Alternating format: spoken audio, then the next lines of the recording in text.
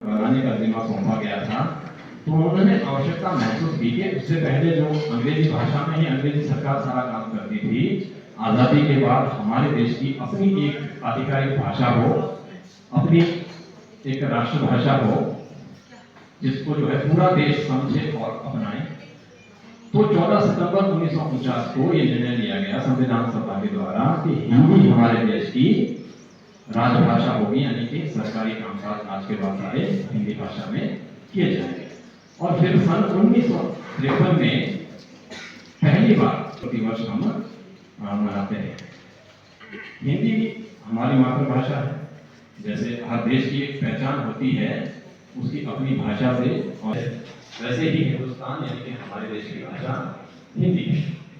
और हिंदी भाषा का थोड़ा सा मैं संक्षेप में आपको विकास क्रम बताऊंगा कि किस तरह से हिंदी जो है कब से शुरू हुई और आज तक का जो सफर है वो हिंदी भाषा का कैसा रहा है। तो हिंदी की जो उत्पत्ति हुई है वो आदि भाषा, हमारी जो सबसे प्राचीन भाषा है संस्कृत, उसमें से ही हुई है। और जितने भी हमारे भारतीय प्राकृत की भाषाएं हैं उन सब का उद्भव संस्कृत से ही हुआ है। हिंदी के बाद पाली भाषा आई, जब बौद्ध धर्म आया, महात्मा बुद्ध ने इसको जो है संस्कृत से ही एक अलग भाषा बनाई अपने धर्म के प्रचार प्रसार के लिए, पाली भाषा। उसके बाद जो है जैसे जैन धर्म जब आया 600 ईस्वी के आसपास, तो उन्होंने जो है जैन धर्म ने प्राकृत भाषा बनाई। वो भी सारी भाषाएं निकली संस्कृत से ही थी, बहुत सारे शब्द संस्कृत के ही थे, कुछ उन्होंने उसमें बदलाव करके जो है अपने धर्म के प्रचार के लिए अलग अलग भाषाएं बनाई थी। और फिर आगे चल करके प्राकृत भाषा आई लगभग 900 ईस्वी के आसपास, और उस प्राकृत भाषा से ही आगे हमारी भाषा हिंदी निकली है, जो खड़ी बोली से बनी है। तो और इसका नाम हिंदी, मैंने कई बार तुम्हारी क्लास में समझाया हुआ है कि हिंदी जो नाम है वो हुआ कैसे। हमारे देश हिंदुस्तान के नाम, देश का नाम हिंदी पड़ा। सबको ये बात पता होगी कि हमारे देश में एक नदी बहती है जिसका नाम है सिंधु नदी। सिंधु नदी ये हिमालय से निकलती हुई जो है मुख्यतः पाकिस्तान से बहती है, लेकिन पाकिस्तान आजादी से पहले हिंदुस्तान ही हुआ करता था। तो जो अरब भारत के लोग हमारे देश आते थे, भारत आते थे, तो उन्हें जो है सिंधु नदी को पार करना पड़ता था।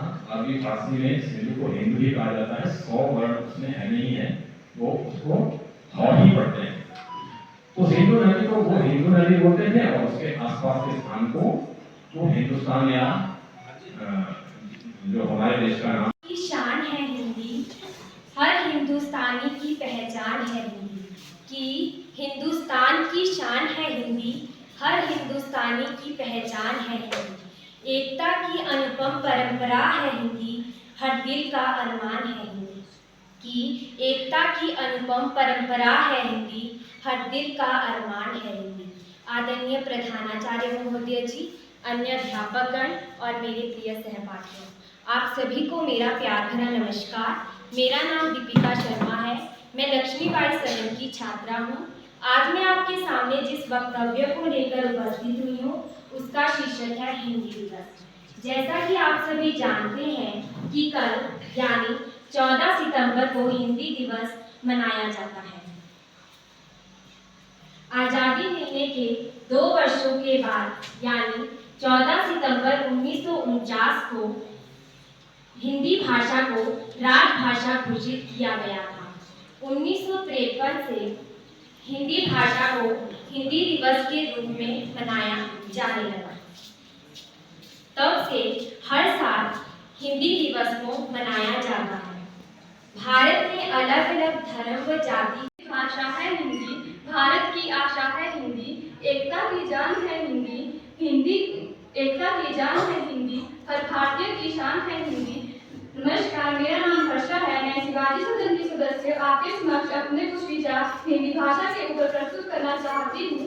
स्वाधीनता प्राप्ति के लिए लड़े गए लंबे संघर्ष के पश्चात भारत देश को आजादी मिली और 26 जनवरी 1950 को भारतीयों ने अपने नए संविधान को स्वीकार किया।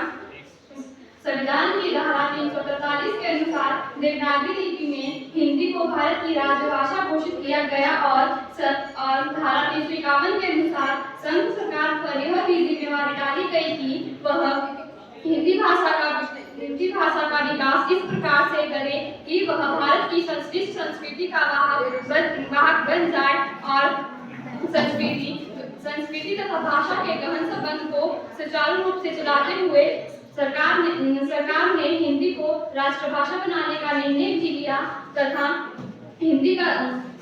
संविधान में यह व्यवस्था भी बनाई गई कि हिंदी का स्वरूप बिगाड़े बिना उसे अन्य भारतीयों की भाषा शैलियां आत्मसात करने में सक्षम बनाया जाए। स्वाधीनता से पूर्व भी कांग्रेस अधिवेशनों में हिंदी भाषा को राष्ट्रभाषा बनाने का निर्णय लिया गया। हमारे हिंदी भाषी क्षेत्रों से आने वाले राष्ट्रीय नेताओं ने भी हिंदी का समर्थन किया।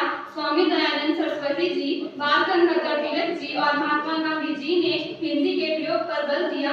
आखिर हिंदी को राजभाषा, जनसंपर्क भाषा और राष्ट्रभाषा ही क्यों बनाया जाए? मुझे आशा है कि आप सभी को यह जानने में रोचक होगा। हिंदी के विरोधियों का कहना है कि तमिल तथा बांग्ला का साहित्य भी हिंदी से कम समृद्ध नहीं है। उनका यह भी मानना है कि हिंदी में तकनीकी शब्दों की कमी है। वास्तव में हिंदी को राजभाषा और राष्ट्रभाषा बनाने के पीछे जो भावना काम कर रही थी वह देशभक्ति की भावना थी। भारत जैसे स्वतंत्र राष्ट्र में 15 विकसित भाषाएं होने के कारण ही आखिर अंग्रेजी भाषा यानी विदेशी भाषा ही विकसित क्यों हो?